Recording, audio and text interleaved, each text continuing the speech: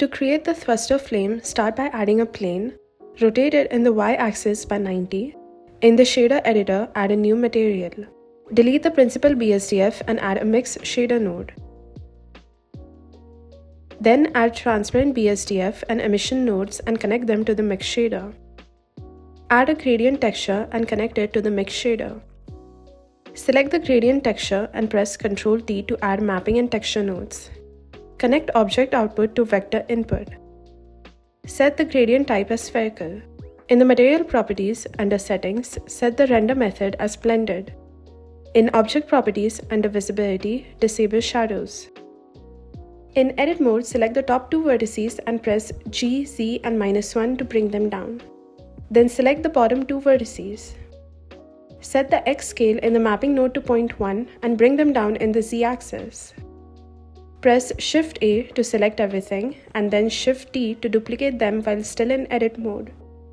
In the top view, rotate it and repeat this process until you get something like this. Then add two color ramps and set the type to P-spline. Add a new color key and set it to black. This will control the shape of the gradient. Connect the second color ramp to the emission node and set the strength to 10.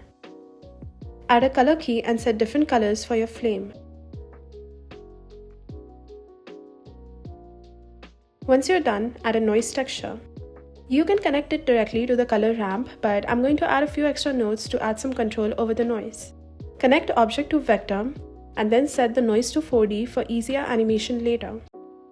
Then add a color ramp and a mix color node. And then set the type to overlay. In the color ramp, invert the keys and bring them closer together. In the mapping, set the Y scale to 0.5 and Z scale to 10 to change the size of the noise. Set the detail in noise to 3. This is the final node setup. In the render properties under color management, select Filmic and set the look as high contrast.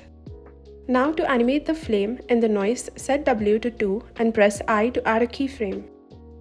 Jump to the next keyframe and increase the W value and add another keyframe.